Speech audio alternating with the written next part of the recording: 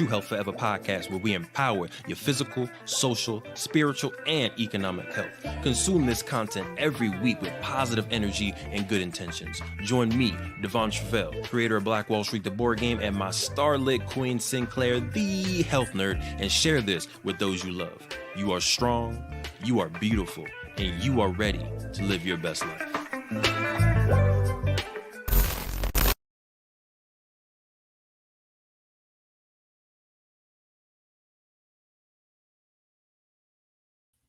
What is going on, beautiful people? Welcome back to another amazing and impactful episode of the True Health Forever podcast, where we try to live our best life through the lens of holistic health.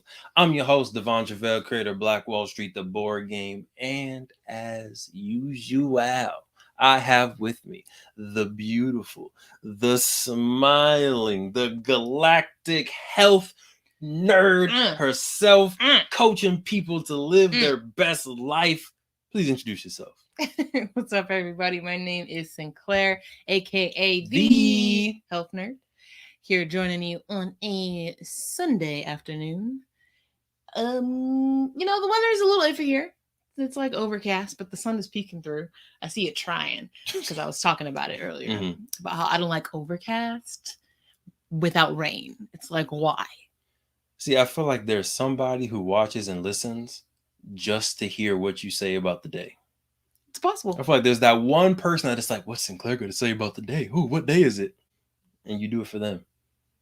Just for you. Just for you, Grandy. Goodness. No. Hey, Grandy's like, yeah. But as y'all probably know, if this isn't your first episode, if it is your first episode, hey, welcome to TH4. Like, subscribe. We appreciate you. If it isn't, then you know for sure that the queen is the health nerd, and I am the Black history nerd / Black book nerd. Right? Yes. I'll claim that. I love that. I'll walk in my nerdiness nowadays.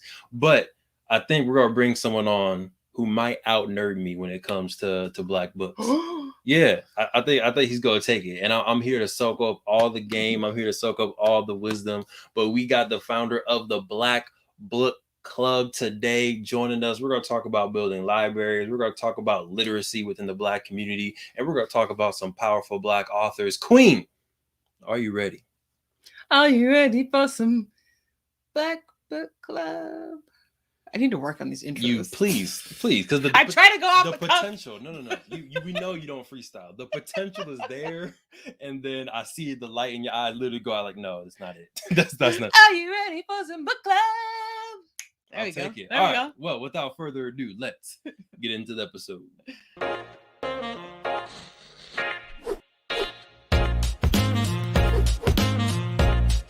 All right, we're out.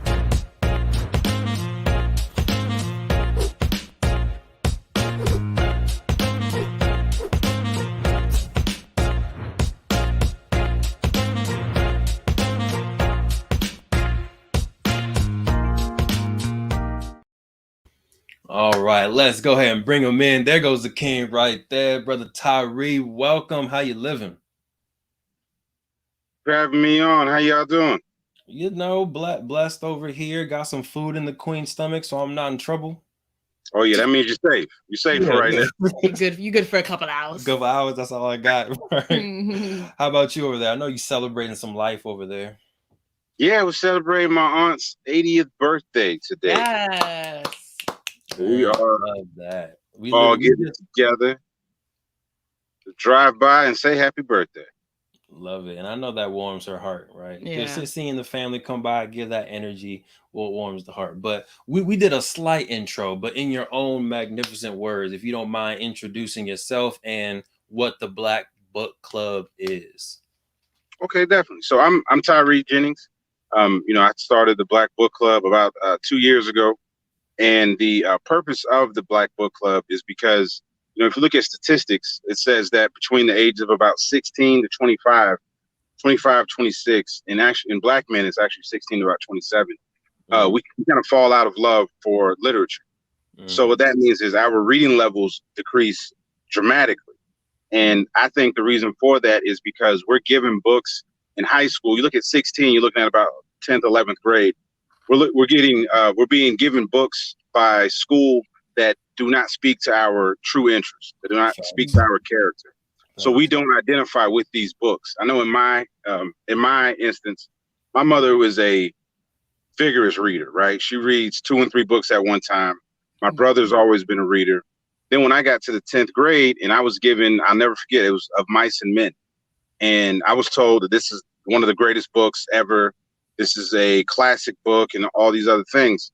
And I didn't identify with it. I struggled reading it. It didn't speak to me at all. And then I started, then I got another book, like a Shakespeare book.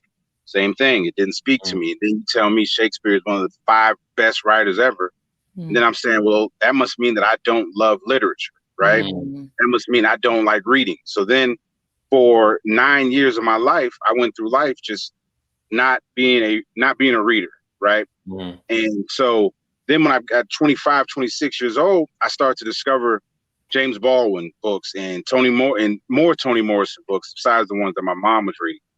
And so then I realized I do like reading. I didn't like reading what they were giving me. So, we put the Black Book Club together, me and my wife, to decrease that time span, to decrease that's 9-10 years where we could be reading, educating ourselves, strategizing, connecting with other people, learning. That's 10 years of learning that's just gone, right? And so now I'm running double time trying to catch up to that. So we put the Black Book Club together to decrease that amount of time that we lose. So we want to show our age range and younger that reading is cool. So we always try to incorporate a lot of current culture, a lot of things that I think before kind of the word nerd, we would kind of shy away from, especially as Black men. And then we become 26 years old, we start to embrace that. Hey, I'm a nerd, so we want to try to take a lot of that shame away from the word nerd and some of that shame away from reading. We enjoy reading. There's revolutionary books. There's so many books out there that you can identify with. Whenever I do a vending event and somebody comes up and says, well, I don't read that much. Once I ask about 3 or 4 questions, I hand them a book. They're like, oh, this is exactly what I want. This is exactly what I'm looking for. So it's not that you don't read that much. You're not being given books that truly interest you. Right. And so I want to talk about this, and this is off the riff, right? But I feel like growing up, I felt the exact same way, middle school to high school. I was just like, I don't read. I don't like to read. I'm not going to read these books. You said that when I met you. Yeah, literally when we met, I was like, nah, I don't read. And like we would read in the dorm room. I would fall asleep, and I was like, it's not my bag.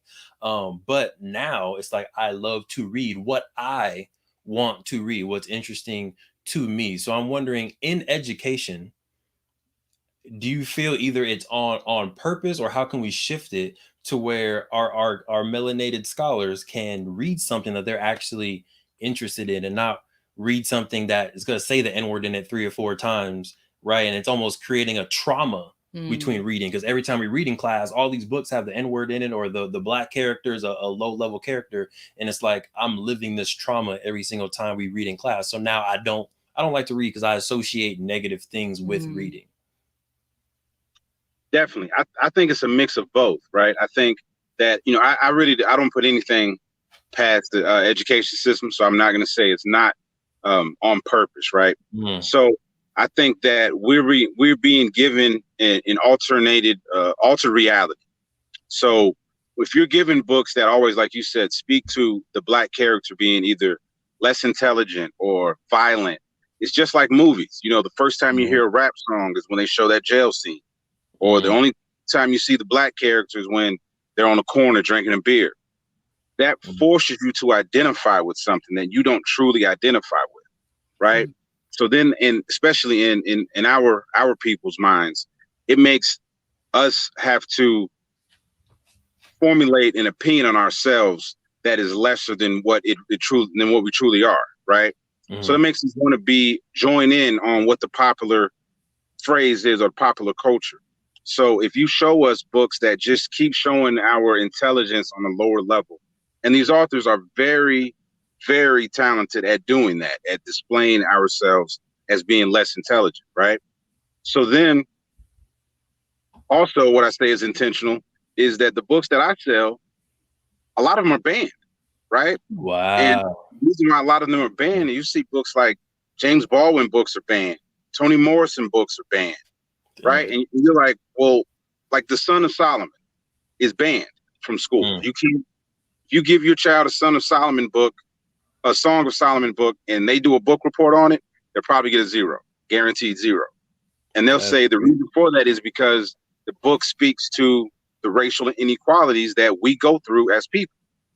But you're saying, like, how is that banned when all it does is speak to the truth, right? Because we're given a truth that is shattered.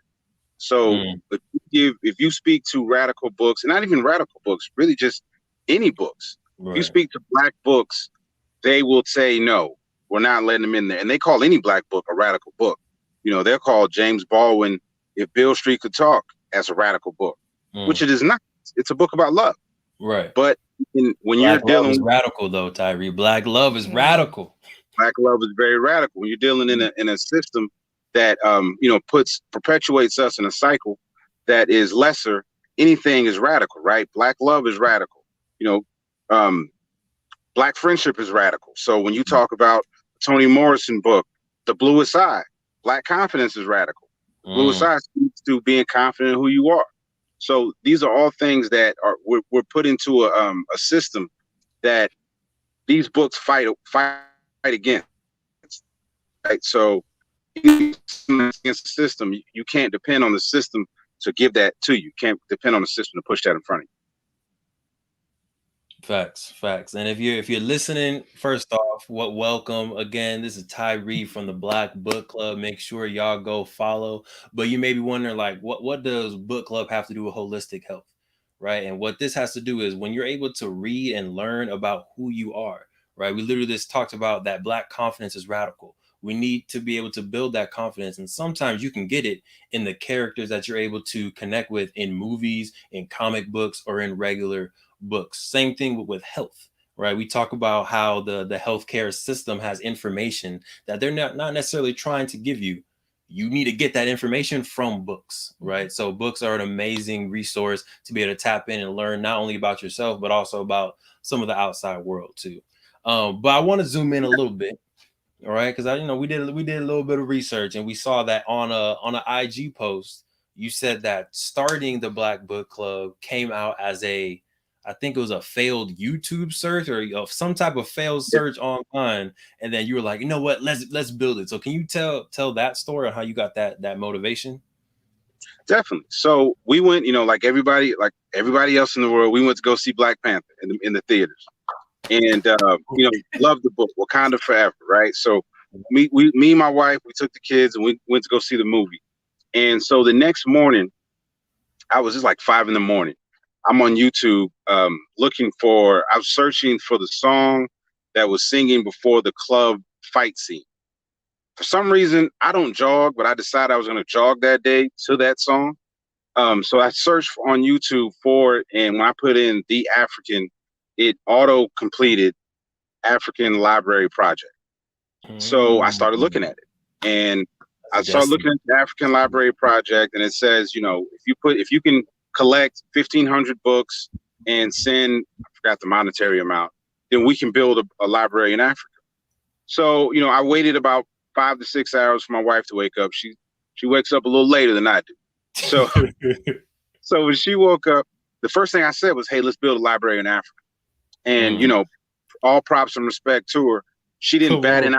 She didn't say, you're crazy. She's like, let's do it, So then we started to put together a plan. And I had never run a not-for-profit. I'd never done a book drive. Like, if you go back to my college and said, Tyree's doing a book drive, a lot of people look at you crazy. And so I announced the book drive, and the same people that I thought would look at me crazy or say, Tyree, this sounds like some off-the-wall stuff you're doing. They were the ones that reach out and say, I'm sending you a box of books. I'm sending you 2 boxes of books.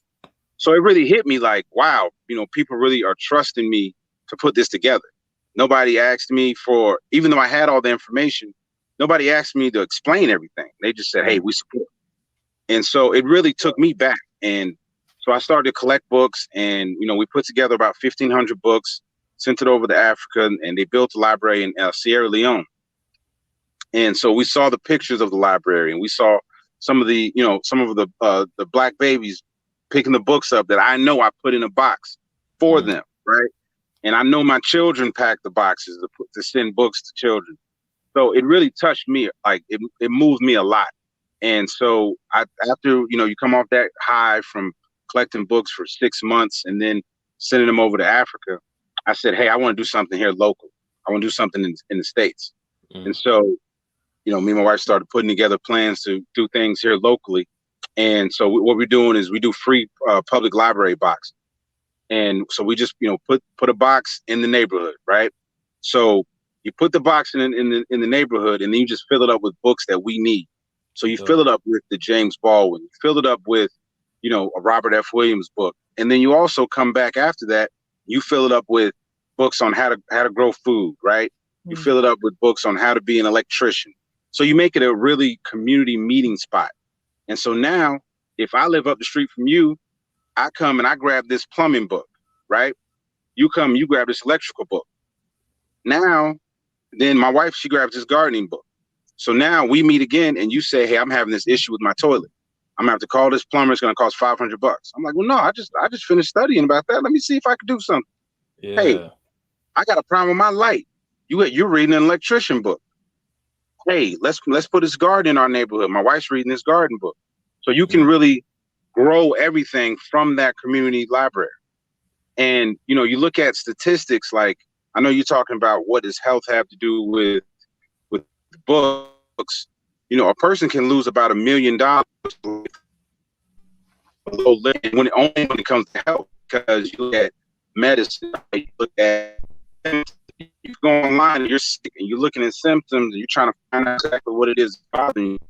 If you have a literacy rate, you're more likely to just take somebody's suggestion on them telling you what you're sick with and what you need to take. Now, if we can build that literacy rate, communicate, then you cutting out on this side. All right. So brother Tyree, you were in your zone. You were in your zone, but you were talking about some good information. All right. And I feel like every time we talk about like some real, the internet always decides to act up a little bit. So we're gonna try to add you back in a second. But I love the vibe and the direction that you were going and talking about. Just you need to put literacy in there so that you're informed basically on how to make a decision. All right, but let's see if we can add you back and see if you're good now. Okay.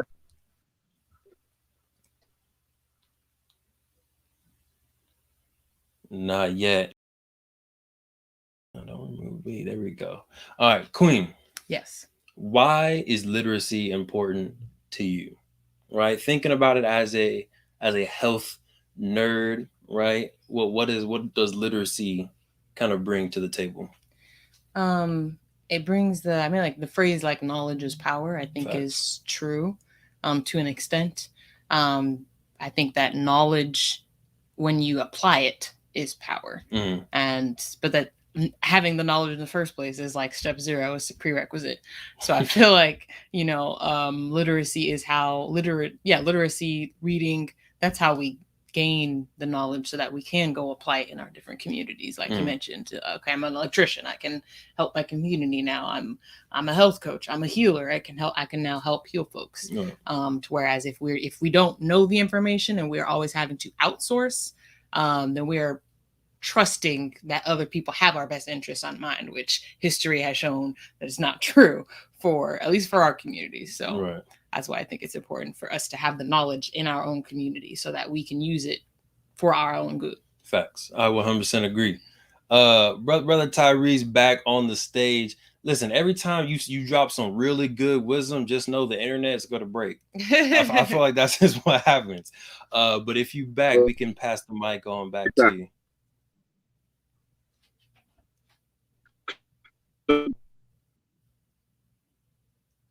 Uh-oh. And it's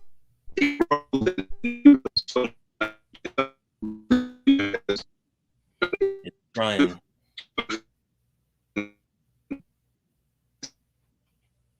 It was trying, and we felt the energy.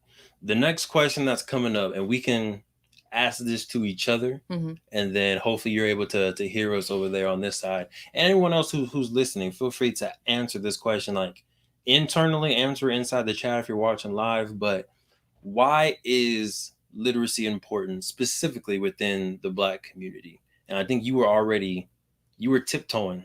You were tiptoeing right there. So maybe you can re-answer it. But when we think about literacy, financial literacy, health literacy, any type of other, just regular, just how to read, why is that important for the Black community or communities of color?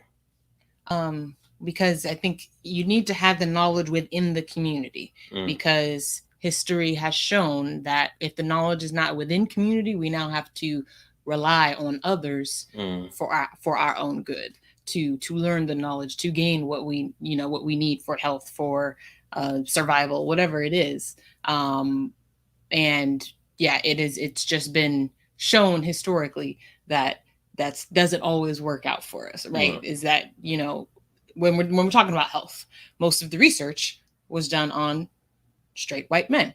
So automatically we're outsourcing, our health to folks who utilize, right? It's because built into the system, utilize research that was not even done on us for us. Right. Whereas if we are able to gain that knowledge, do our own research, for ourselves, by ourselves, then, and when I say by ourselves, I feel like the communities of color, we all have that kind of in common. So I think that's where we can collaborate in that sense. But I think that's why it's important to have the knowledge, at least within the community, that we also have the doctors, we also have the lawyers, we also have the plumbers, the electricians, the healers, the health coaches. Like, we have all of that within the community, so that we don't have to we don't have to outsource that. We can heal ourselves. We can do all of that ourselves.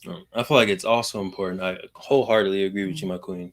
I think it's also important because knowledge, in my opinion, isn't, I don't know if absolute's the right word, but it's like you can have a fact, and that fact could be used for good, and that fact could be used for not good, right? And I feel like if we're relying on other people that have this knowledge of facts, we're not able to put in our context, our experience, and our personal, what we want to get out of this to our best benefit. And we're basically relying on other people to have our best benefit. So yeah, that's why I feel like you just need to have, at least, I believe in having a high level of information in a lot of different things to where I'm able to ask questions. That's an important skill. Right. That's going to be ask questions. Like, are you sure that's what it's supposed to do? Right. And then they say, no. I'm not absolutely sure. I'm like, okay, I'm just asking the questions. I don't know the answer to it, but I'm able to ask. Okay. And we can keep on, I guess, going back and forth. We'll see if the internet is willing to stop blocking Tyree's greatness. I see him moving in the background. Let me try to, there we go. Are you back? I'm back. Can you hear me? Yes, we can. Here we go. So for you, Brother Tyree, why is literacy or writing important? About the library. So they're so important because, I'm a nerd. The placement of libraries, placement of public libraries on a citywide level. And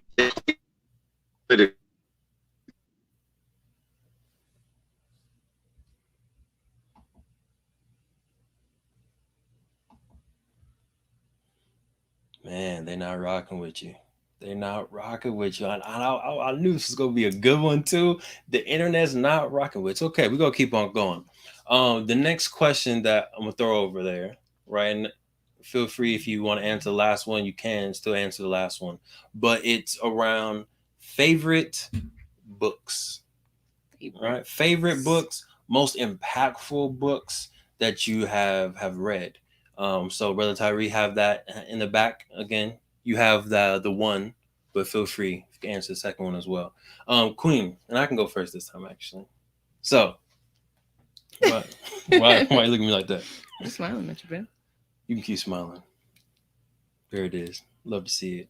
So Powernomics is the first one that's coming to my head. You reference that one a lot. I do reference it a lot. I think it has a lot of great moving parts as a sociologist by trade as well. I never said that before. No. But as someone who studies sociology, I feel like you can see a lot of different aspects of sociology in Powernomics. And for those who haven't gotten it yet, definitely pick it up. If you're into building a Black ecosystem, and if you're into just like the vibe of what Black Wall Street has and represents, you're going to love Powernomics by Dr. Claude Anderson. They go to the 12 empowerment steps. I love the concept of empowerment culture inside of that book, and where he's saying that we need to make financial literacy, investing, just literally like supporting our own businesses a part of our culture, not necessarily a reaction, but this is what we do, right? Just like now, I think everyone wears a chain. Literally, I feel like if you look around, everybody has a chain, whether it's Black, white, Mexican, everybody wears a chain because it's a part of the culture. How can we make investing in stocks a part of the culture? How can we make owning your own house a part of the culture, owning your own business part of the culture, to where it's just like everybody does it? Yeah. And that's what they talk about in the book. Gotcha. That's probably one. What's another one? Kindred. Kindred was a good one by Octavia Butler. And that's about someone in the future. I'm forgetting the year that she was set in, but she's from the quote unquote future, and she comes back in time to live during slavery. So it's like, that was an interesting thing, because like you experience freedom, and you know what freedom is, but now you're in an environment to where you are no longer free. And it's interesting to see how she moves and how she grapples with the new identity of being a slave, where all the other Black people is like, no, this is it. Like, this is what we do. And she's like, no, this is not it. Like, we're free. So yeah, that was a really good book. And I imagined it as I was reading it. Queen, did I give you enough time? I was good from the jump. I just looked at it first. Yeah. So do you think, Queen? So for me, in terms of when I think of favorite books, I think of like most impactful, which for sure for me is Think and Grow Rich, A Black Choice. That was just a really impactful book that, like, I think for me had a noticeable like shift in my, like, I know I had a noticeable shift in the way I moved, the way I thought after reading that book. And I feel like it's the power of like exposure, right? It can. Eesh. That was y'all might have heard that on the mic. If y'all heard that, that was this man cracking his neck. That was a bad one. But yeah, I think that like when we talk about exposure, like exposure doesn't always have to mean like I've met you in person and you're now telling me. Like it can be in a book. It can be in a podcast. Yeah, I see you. Right, that's still exposure, because you're still reading, or you're still consuming information that you haven't before. So I think reading that book and going through, if you don't know what that book is, it's basically a whole bunch of different stories about how Black folks have overcome adversity and just become very successful, despite the odds that were always stacked against them. So it's in the very simple terms, it's a whole bunch of historical like rags to riches type stories, but just very inspirational. I'm like, wow, like if you think about, like, we're in such a good a special time right now where, and I want to choose these words wisely, it's still not the easiest. I don't want to say it's easy, but I think starting a business now as a Black entrepreneur is easier than it's ever been before in history. As a history person, still arguable, only because in Jim Crow segregation, all Black customers had to support Black businesses. Whereas like today, yes, it's easier than ever to start 100%. But is it easier than ever to grow and scale and get that automatic patronage? Not quite. But I do vibe with where I'm coming from. Yes. Okay. But yeah, I think being an entrepreneur in today's world, like reading stories about how folks were able to do that way back when is very humbling, but also inspirational. I'm like, well, shoot, if they were able to do it then, I can do it today, because right now it's, let me go online and do an LLC document real quick, or it's just the process of actually getting started is a lot easier. But it's just a very inspirational book to see. And again, it's written for us by us. So and it is a version of the Think and Grow Rich by Napoleon Hill. but yeah, it's I think because they are Black stories, you resonate with them and you understand the struggles that they go through in their journey, because in some way, shape, or form, we're still dealing with the same struggles. Facts. They're just in different forms now. Facts. So yeah, that's been probably one of my favorite books. Yeah, it's a good one. It's a classic right there. So we hopped on books, brother Tyree. Let's see if the internet's gonna try to stop you again. We're gonna keep on trying, but I'm gonna pass the mic. I should be good now. Okay, I've been promised a good spot, right? All right. Oh yeah, you're clear. You're crisp. You're right, crispy. So I don't know if you want to kind of backtrack a little bit. And you were talking about the importance of literacy and the building the public boxes and just the power that has. Yeah, so we talk about free public library boxes, and the reason that we need them in our communities is because, like I said, I'm a nerd. I look into how libraries are placed on a citywide level, right? So if you look at the fact that, take the city that I live in, Huntsville, the more prominent area would be a city called Madison. Now, Madison and Huntsville are right next to each other. Like literally, you can live in Madison on one side of the street, Huntsville on another side of the south, right? Now, Madison has they've had three public libraries built. There are two buildings right now. One is completely empty, and the next one is right next door to it, which is a library, the complete glass building, computers, beautiful Wi-Fi signal, everything. Now they're making people in Huntsville contribute to their own library, right? So people of Huntsville who are statistically a little lower on the pay scale are being told that if you can't donate to this library, you're not getting one, right? Wow. So now we're put away from. So now we're put in a position where, we're just like we're put in food deserts, right? We're put in what we call literacy deserts, where our children are 5 to 10 miles away from a public library. Now, that affects everything. But then you look at late fees. So if our babies can't pay the late fees, they're not going to go to that library anyway, no matter if it's next to them or not. Now, if I put a public library right where that child lives, right, I put it right across the street from that child's door, that child's natural curiosity and thirst for knowledge will push them towards that free library box every time. Every time I put one there, you can take the toughest people in the neighborhood, right? We have a free public library in North Huntsville, which I always say statistics lie. But if we go by the numbers, it is one of the most violent areas in Huntsville. We have a free public garden there. So I put the library there, and the toughest people in that neighborhood will come to me and they'll ask for books. Hey, Tyree, somebody had that James Baldwin book. They've had it for like 2 months, man. Can you give me another one? These are 16-year-olds that have been kicked out of school, that have been told they won't be nothing. And they're coming to me and saying, hey, can I get that Malcolm X book? Hey, next time you come, okay, I'll put that Martin Luther King book back. I finished it last week. See if you can get me a Bayard Rustin book. Now, these are books that these are people that these children are not being identified with until they're out of school, right? Some of them are 17, out of high school. They're working, they're trying to contribute to their households already. And they're coming to me and saying, hey, Tyree, look, man, I need that Bayard Rustin book. Or they're like 2 days ago, I had two people having an argument about, like a full out debate. I come up to the garden and they're debating, and to the outside eye, it's like they're having a fight, right? Because, we're animated, we're moving our arms around, we're yelling.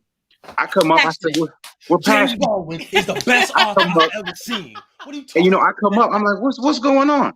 He's like, man, tell this dude about James Baldwin and Richard Wright not liking each other. And I was like, what? He's like, yeah, you told me about how they had beef with each other. And I was telling him, and it really shocked me, because not that I had any doubt about our natural intelligence, it's that they're just gravitating towards it, right? They're just saying, hey, we were not given this knowledge when we were in high school. And these are two 20-year-old men. We weren't given this information in high school, and some of them weren't given that in college. And the fact that you speak to it made us interested. Or they'll come and say, hey, Tyree, why don't you have a book by this author? I'm like, oh, wow. You know, a couple months ago, you were saying that you read at a 6th grade level. Now you're saying, hey, you need to extend your library, which I love. Like, let's do it, right? So, you know, the books can really it changed my life, and I know it can change everybody's life. We just have to identify them with a book that interests them, and then they will naturally just keep reading, and they can read anything. You know, I think another thing that people get confused about is that, oh, I only read nonfiction books, or I don't read any graphic novel comic books, so I'm smarter than somebody that does. And it really isn't like that, right? Because we're all talented and special in our own fields. So if I can get you a book that identifies with you, whether it's a Malcolm X book, or it's a Lawrence Taylor book, or it's a Charles Barkley book, you identify with it, you can read it, you can gain something from it, you can gain insight from that. So any book, you know, I push any book to people, whatever will make you have to pick it up. I don't want to give you a book that I like and I tell you to like it. I want to give you a book that you really do like, and a subject matter that you really do like. And then naturally you're going to pick it up, you're going to read it. You know what I mean? I've given books to my niece, every one of my nieces. My niece Skylar's walking up here. I've given her books. Hey, Skylar. You know, and it's just spreading that black literature out, you know, giving books to young black girls that show them in positive lights, that show them as ballerinas, that show them Shirley Chisholm, show them the Hidden Four, right? So they see that and they start to demand more from themselves. If you see yourself in a different light, you demand more of yourself. I think that's the reason why we're only told that our history starts with slavery, right? If I can tell you that you're just born from slavery, I don't want to minimize slavery at all. But if I tell you that you were born from slavery, and then I show you a picture of Africa as this downtrodden, poor country, right? Mentally, you're going to start to appreciate being in the States. Mm-hmm. So now you're appreciating slavery. Mm. You're appreciating abuse that your ancestors went through. And it's the same with books, right? If the only time you see somebody that looks like you is when they show a jail scene, as a young black man, I thought it was kind of understood that I would end up going to jail, right? So I lived my life with that thought. But then when I started to expand my horizon and realize that we're not all in jail, and it sounds so simple, but it really is a life-changing conclusion that you come to. Right. And then you start to demand more from yourself, and then nothing can stop you at that point. Look, literacy is power. Knowledge is power, like the Queen was saying. Do you have something before I go on a riff? I was just gonna say I really like once you kind of see yourself in that light, you demand more from yourself. I like that's what we were talking about earlier. Why I like Think and Grow Rich, the Black Choice, so much, because I felt like I saw that and I was able to see myself in each of those stories. So now I was like, well, I don't have to only, work for a company. Shoot, I can do my own thing. Like, yes, and once that like unlocks in your brain, like there's no putting that back. Mm-hmm. Like, you can't stop it. It's unstoppable now. Yeah, it can't go back. Like, once that light goes on, you just won't turn it off, just because you look back at all the years that the light wasn't on, and you're like, man, I was missing that. Mm-hmm. My life was looking for that. And so once it comes on, there's no turning back. Yeah. So I want to know, is there a way for people to help what you're doing, either in a formal capacity or an informal capacity? Like if people are watching, they're listening, they're like, dang, we like the vibe. We want to tap into the power. Well, what are some things that they can do to help increase the Black Book Club, or to build more public libraries, whatever it is that you feel you need and be useful? Well, one thing I like to tell people, if first any book that you buy from the Black Book Club goes to, building more libraries. But when I tell people is, if you want to help, the best thing you can do is build a library in your community, right? The best thing you can do is get a couple pieces of wood. I'm not a carpenter at all, right? Get a couple pieces of wood. The first free public library was on, the wooden parts that you have for your mailbox. We put 2 of those together, build a box, put it right there, put a little handle on make a door, and put it right there, right? It doesn't have to be fancy at all. There are fancy ones which are beautiful. They look great, but the information in them is what's most important. What I tell people is the best thing to help the Black Book Club is to push it forward, is to make a free public library in your neighborhood, or get in touch with me, and I'll send you some books to help you with that free public library. You know, we want them in Crenshaw, California. We want them in New Orleans, Louisiana. I'm from Gary, Indiana. You know, we put one in Evansville, Indiana.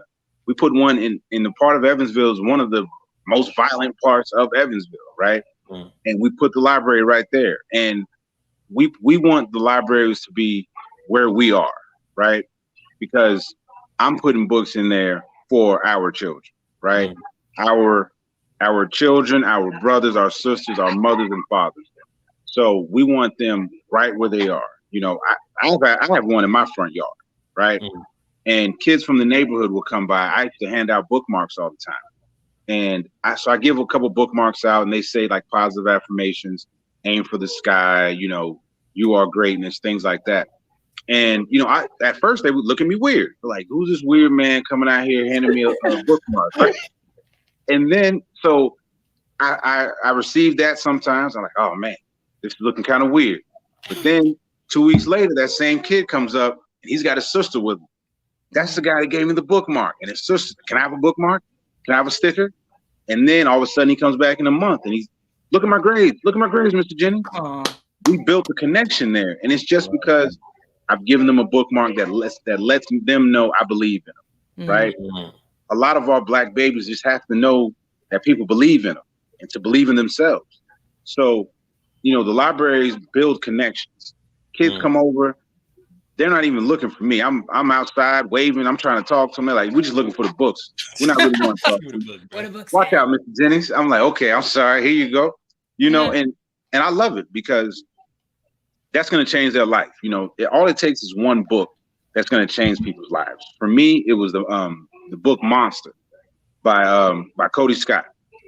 You know, I saw my brother reading it, and my brother's my hero, right? He's 3 years older than me. He's the coolest guy I know. And so he's reading Monster. He's like in the 8th grade at the time.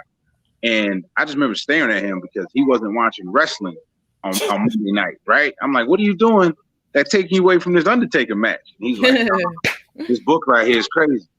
And so just seeing him do that made me go get that book, right? And just it forced me to read that book because I want to read what my brothers read.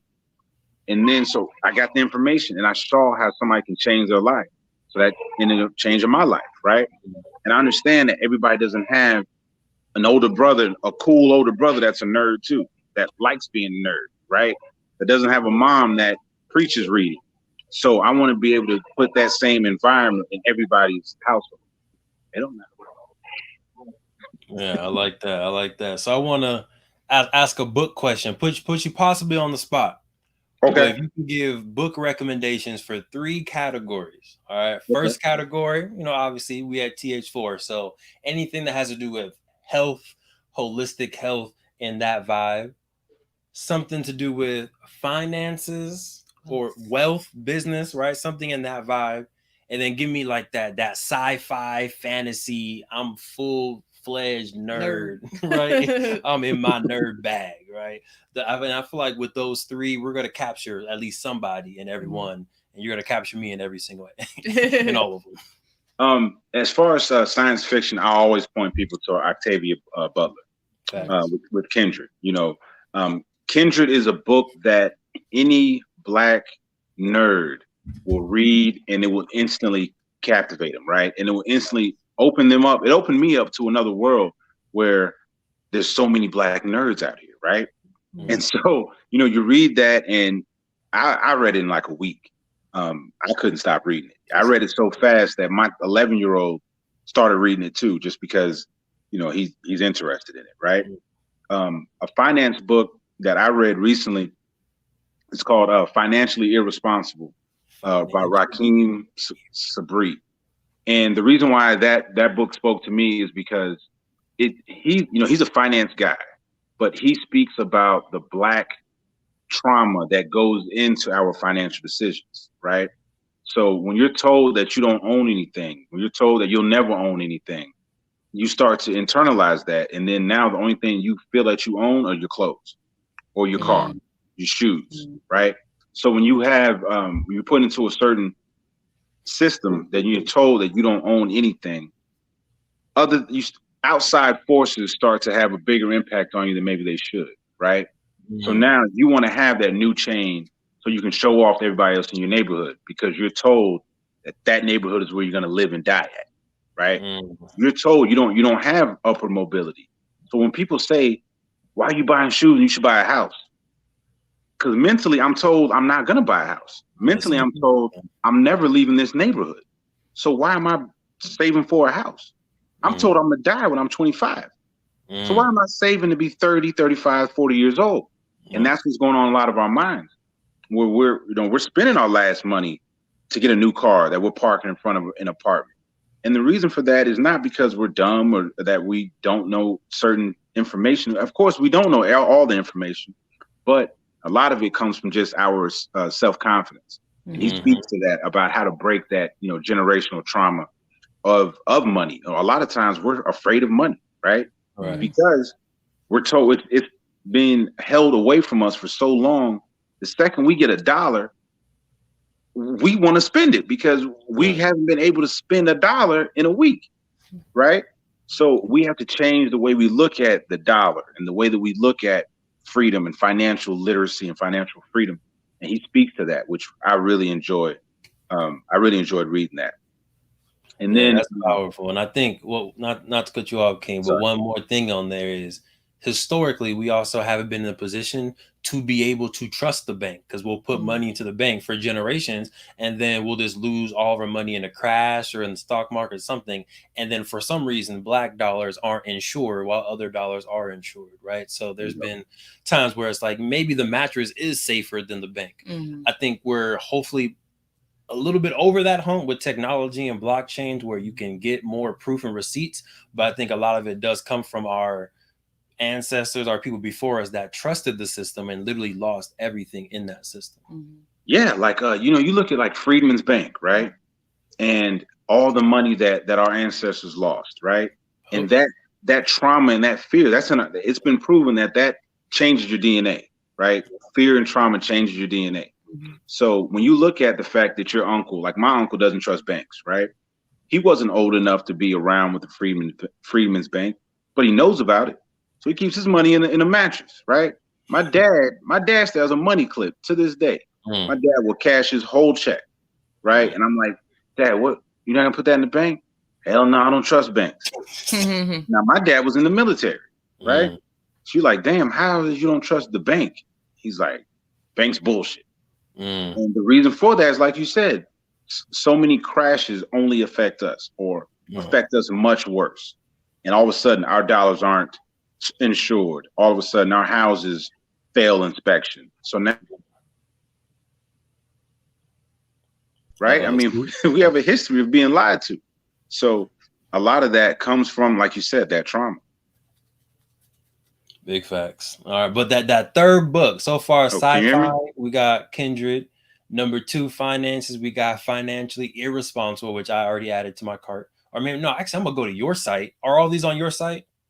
Actually, the Financially Irresponsible is not. I will be interviewing Rakeem really soon. It'll be on the site soon. Okay, but yeah, I'll wait for it then. Okay, yeah. And then number 3, sci-fi, full nerd. Talk to me. Oh no, that was we're health. My bad. I wanted another sci-fi one. All right, health. Health. It's a couple of books. Know the Body, by I can't remember his name. Dr. Supreme Understanding is a really good one. I like to read the book. The Dr. Sebi book. I read that. I know a lot of people debate about Dr. Sebi. I read the book. People debate about everything, but I read, Know Thyself, Heal the Body, is another, Heal Thy Body is another great book, by Dr. Afua. Queen Afua? Queen Afua, yep. Yeah. So she has one and her son has another one called Men Heal Thyself. Cool. You got all those mentally written down? I have Oh no, I think I have her Sacred Woman. I have one of her books in my. Yeah, yeah. My wife, she was reading Sacred Woman. You know, my wife, she's a nerd as well, and so she's reading Sacred Woman. I'm like, what is that? And I'm looking over her shoulder. She's like, this has nothing for you in it. Nothing. You are interested, so I want to see. You know, I'm nosy. I'm like, I want to see what it is. It's a book. Right. She's like, her son wrote a book too, which was her nice way of saying, leave me alone and, and go get this book and get out of my face. So I started reading that, and you know, these books, they speak to us, right? Because they're coming from where we come from. So when you read a book that speaks about the Freedmen's Bank, that speaks about Black trauma and the way that a lot of us escape that trauma in a corporate world, corporate setting, a lot of times we're abusing our body to escape that trauma of work, and then we're abusing our body at home, and so we're stuck in a cycle, right? We're stuck in a perpetual cycle of get abused at work, come home, drink 10 beers, abuse the people around us, go to sleep, get involved into it again. And we have to find a way we can break that cycle. Our generation, you know, mine and your generation, I think we're one of the first ones to see a lot of the trauma and the pain from quote unquote corporate America, right? Our parents were some of the first ones, like our parents were affirmative action recipients, right? So I think a lot of times, like my dad was wholeheartedly into thinking that corporate America was the way of upward mobility, right? So he adheres to that thinking. So the traumas, he went through it, right? Because he was one of the first Black drill sergeants in his area for the military. So he comes home and he's dealing with racism all day long. He's mad. He doesn't feel like he's being listened to at work. So what does he do? He talks louder to us, or he demands more respect from us because we're filling his confidence bag up, right? So then now I'm of age where I can understand that, and I can see how that affects children. So we're able in our generation to either shy away from corporate America completely, or we're able to at least draw a line and say, okay, this does not work from corporate America. So this is what I will not bring into my home from corporate America. Or we build things, we work corporate America 9 to 5, and we build on our stuff 6 to 10, right? So we're trying to find that balance. I think a lot of times our generation is trying to find that balance to where we can raise our children in a more health conscious way, right? We can be more positive and we can be more healing, so our children don't have to recover from things that they grew up with. Man, that was heavy. I really, and I don't like it. I like the point. I don't like the reality, but the point of saying we're dealing with stress, we're dealing with trauma in our workplace, and then we're bringing that home with us, and we're reacting in a certain way to compensate for the disrespect, the racism, discrimination, lack of opportunities, all of that in the workplace. And that's just normalized, right? That's normalized for sure. That's something that I have realized too, is like, you know, now that me and my brother we're 2 years apart, but we're both like in our first couple years of the corporate world. So we'll go back and, you know, now we're able to kind of talk to our parents about like, oh yeah, we're all dealing with the same thing, right? But the response that I always get from my parents' side is like, yeah, that's corporate. Like kind of like, welcome to the corporate. And it's just like, dang, that's sad that's like, we're not even saying like, oh man, we should change this. It's just like, it's normal. It's like that. Welcome to the world. It's saddening. Right. But it's so saddening. Yeah. And my hope is that I think we're a part of the generation that's disrupting that's asking those questions like, does this have to be normal though? Do we can have the side gaze, we can do these other things. And I'm hoping that the next generation after this completely breaks that cycle, and they're not willing to accept it. And even better yet, they're wanting to build other things outside of it, so they don't even need to accept it. Which leads me into Black Wall Street, the board game. Love it. Yes. Right? You like how I did that? Yes. Right, a little subtle transition. But we've talked about 100% non-debatable that books and literacy is power. Can we also talk about how experiences and possibly your experience with Black Wall Street, the board game, how that can also be powerful, and you can learn some stuff through gaming? Definitely, definitely. I came across the Black Wall Street. Me and you were on a panel about from One World Africa, and so I heard you speaking about the Black Wall Street game, and I remember think it's funny because the universe works. The universe works how it's going to work, right? Yep. During that time, I was trying to teach my sons about banking because of course they had the pandemics. They were home, and I was laid off, so I became like this quote unquote teacher, right? So we're going through talking about deposits, talking about liabilities, stocks, stuff like that. Then all of a sudden this game comes. I'm like, wow, I have to get this game because this speaks exactly to what we were talking about. And my son, one's 11, one's 6. And so when I showed them the Black Wall Street game, of course, it's a game. So they're like, yeah, let's play it right now. So we start playing it. And, the first time we played, they didn't understand it. And then the next time they kind of started understanding a little more. And then all of a sudden they're coming into my room and saying, hey, Dad, give me the Black Wall Street game. I'm about to play my brother. Right. So then I go in there and I'm watching them play. And my 6-year-old is just yelling, I need more LLC, or this is a corporation. You owe me money. And it's amazing because he really understands like an LLC. He understands what a sole proprietorship is, right? He's like, I only owe you $16 because this is an SP. If you got to get another one for it to be an LLC. You owe me $100. And he really understands it. And then I say, hey, son, the Black Book Club is an LLC. And his mind completely understands what I'm talking about. He's like, oh, well, then you need another one to make it a corporation. And I'm amazed because, like I said, he's 6 years old, right? Love it. My 11-year-old, before we would say, what do you want to do for a living? And he was like, I want to be a fireman. I want to be a policeman, whatever. Now he's like, I want to own my own business. And I want it to be this. And I want it to be that. And it's completely because of the Black Wall Street game. And then I'm able to show them, hey, Black Wall Street is a real place. Look at this. Look at Greenwood. Look at all these people that look just like you. And my 6-year-old, I think he's the radical. I believe my 6-year-old, that one, he plays no games at all, right? But he pulls up and he's like, look at all the Black people here. That's immediately what he says, because now he understands the strength that he comes from, and he understands the ingenuity and the creativity that he comes from. And the Black Wall Street game really helped for him to understand that, for him to say, people that look like me built all of this, right?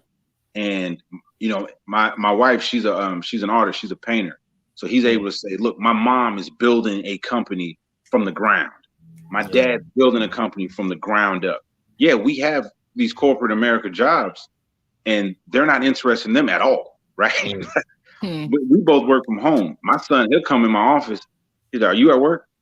I say, yeah. He's like, you at like work? I'll say, yeah. He leaves, and he's now if I say I'm working on the Black Book Club, he's like, okay. And he'll come in there and he'll help me price books, because that's the only thing he's interested in. He's like, let's own some stuff, right? And the Black Wall Street game really just turned a light on to my 6-year-old. And it's amazing. Like he'll wake up at 11 o'clock, 11:15. He's like, when are we playing Black Wall Street? And I'm like, son, we haven't had breakfast. When are we playing Black Wall Street? The game is breakfast. Irrelevant. The game is breakfast. And then he'll come in, he'll be playing, he'll come in my office and he'll have all these $100 bills. Look at that, Dad. Look. 1, 2, 3, 4, 5, 6, 7, 8, 9, 10. Look at that. And I have 2 LLCs. And he's not just talking, because he knows what he's talking about, right? He's like, if I get another barbershop, I can make it a corporation. And so now when he's 10, 12 years old, we can come back to that. And I can say, son, you can really own a barbershop. Right. Like that's a real goal of yours if you want it. Right. Hey, you can really own a newspaper. And he'll look back to that Black Wall Street, because, for the first couple of times, he just wanted to beat his brother. But then he started to understand, okay, he gets a strategy, right? He's like, now I see his mind moving. He'll land somewhere and he'll say, do I want to buy that? And then he'll sit there for like 30 seconds and he'll like, well, I got this one, so I'm really trying to make it a corporation. This one's a different color, but I'll get it. And he'll get it, right? Hey, I'll leave it as an SP and I'll get this one, but I'll make this one an LLC over here. And like I said, he's only 6. Like, you know, his brother's 11. His brother's like, his brother came on in the room. He's like, I figured it out, Dad. The schools, there's only 2 schools. You can make a corporation to get those. And the schools pay out the best. So I'm just going to buy the schools every time. You know, and he's putting a whole strategy together, you know, and it's not based on Mickey Mouse. It's not based on, you know, all these different characters that don't look like him. He's making these plans together, talking about Booker T. Washington High School, right? So now I can show him, I can tell him who Booker T. Washington is. I'll say, you know that name from the game. He's like, yeah. And so all the information it's a warm lead now because he's been exposed to it from the Black Wall Street game. And I can't tell you all how much I appreciate it because, you know, all we were playing was Uno during the pandemic, right? And there's only so many ways you can draw 4 and change the color until you start to get annoyed. And so once we put that Black Wall Street game, I haven't heard my son say Uno since. He says, hey, let's get into the Black Wall Street right now. What color are you? What color are you? Here's your pieces. Here's the money. Let's go. Or I'll come out of my office from being off work and he's got the board set up. He's like, I was waiting for you. Come on. You're black, right? Because the Black Book Club, you black. So take that one. And I'm like, all right, let's do it. And he'll sit there, you know, my sons, they'll sit there and they'll play all day long. They're starting selling business to each other. My 11-year-old, he's a little loan shark, but you know, he'll cheat you. He'll be like, all right. Because you know, if you owe some money, he'll say, you guys sell one of those businesses. And you're like, all right, how much you give me? And he'll give you half of what it's worth. And that's where he starts negotiating. So he's a little loan shark. Oh yeah. But you know, and then he'll negotiate with you. Like, I'll give you 20. Okay, I'll give you 30. Okay. I'll give you $60 for the Booker T. Washington High School. Dang. But it has to stay an LLC. You're like, wow. Okay. I thought about making that type of negotiation. Right. The kids right. shop. I'm getting hustled by my 11-year-old. And then, you know, he knocks all my the black squares off of my little piece. You know, he slaps that off of there. Let me fix this up. Puts 2 more. He's like, and I want another one. So his financial literacy is so much advanced than mine was at his age. At his age, I get $1, I spend $1 immediately, right? All I know is the candy lady. You give me $1, get $1 worth of candy from the candy lady, might get a pickle, and I'm good. Give my son $1, he's not spending his money, right? I gave him a $20 bill, and I was just watching him. I gave him $20 for his birthday. I said, you can spend on whatever you want to. And so we go into different stores, and he's just leaving. You know, he's like, no, I don't want to buy that. I don't want to buy that. Before, he'll buy Beyblades, and that money's gone.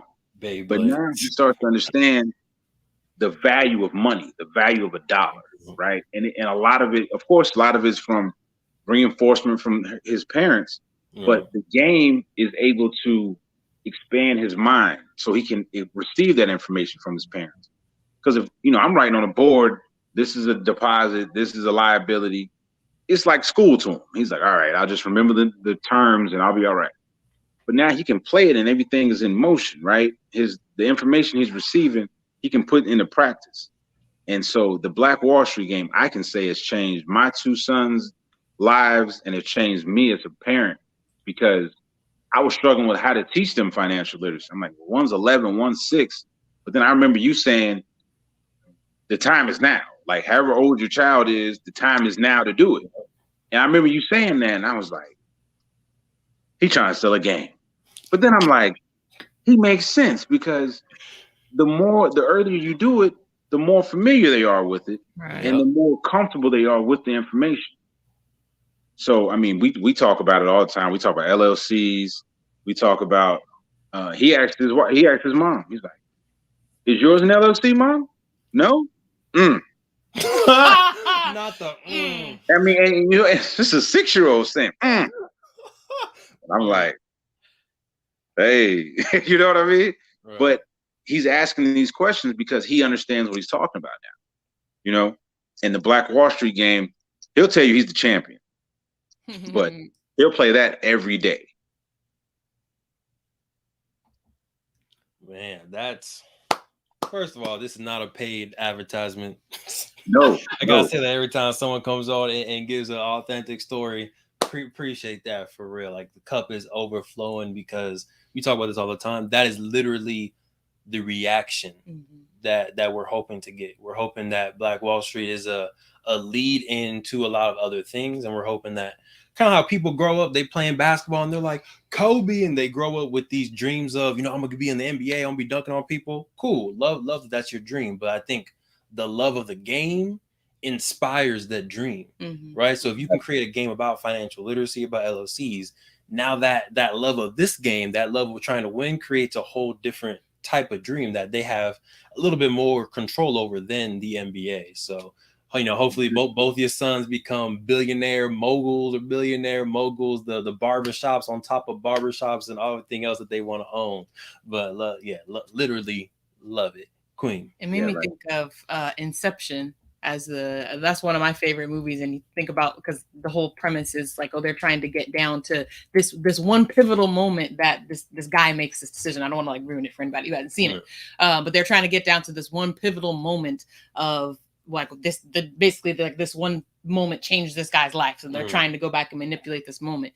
And it reminds me of like, this game can be that moment for so many kids, you know, in terms of when they do grow up to be entrepreneurs, when they do own their barbershops, when they do, you know, start to change their mind and widen their scope on what they can do. I think it's only a blessing to be able to be a part of that moment, to where that bulb turns off, you know, the bulb turns on, or that, you know, their mind starts to shift of like, oh, I could own a barbershop, I could do this, I could run a school, all of these things. Yeah. So that's really powerful. And, you know, a lot of times, like, you know, we were raised in the, you know, you sell crack rock or you got a wicked jump shot times, where, you know, everybody would dream about going to the NBA, and there's nothing wrong with that. But 0.01% of people go to the NBA. So if our kids have no limit on dreams, right? So if they can have more dreams, where they hear about Madam C.J. Walker, and they hear about these Black billionaires and millionaires, Stephen Hill, and they can find out that that's something we can do as well. You know, we don't just have to play basketball or football or track or whatever, which we can do as well. But we need other dreams that speak to the mental. Right. In fact.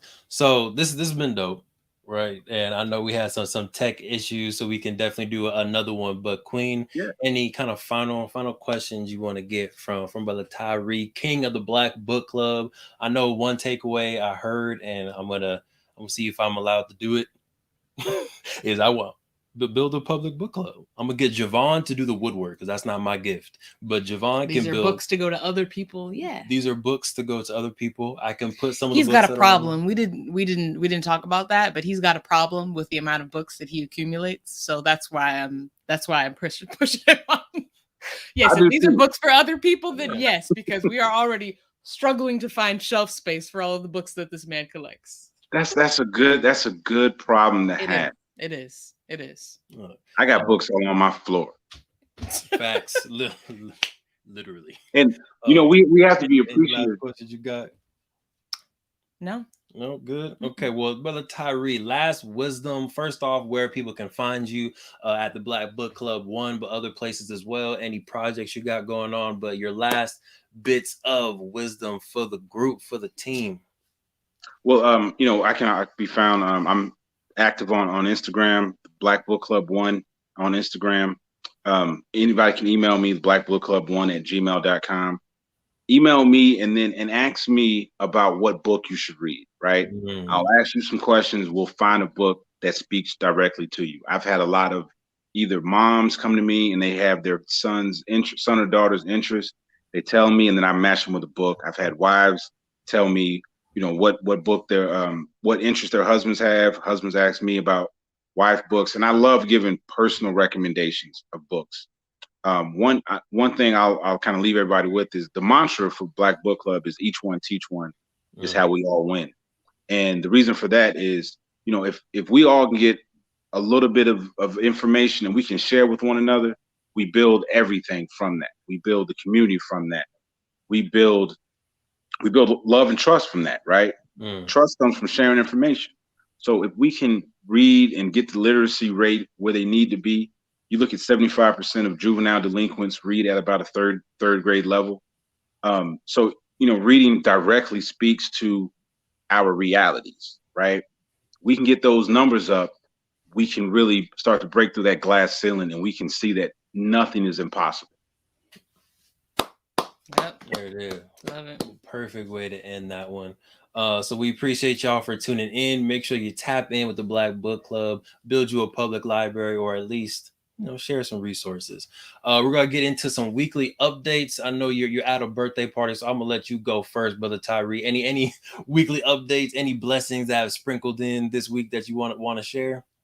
I know one really amazing update that we had is that one of the free public libraries we had placed, it burned down about a month ago, but we weren't able to get back out there. It's all the way out in Houston, and the people from the community actually got together and put it back up.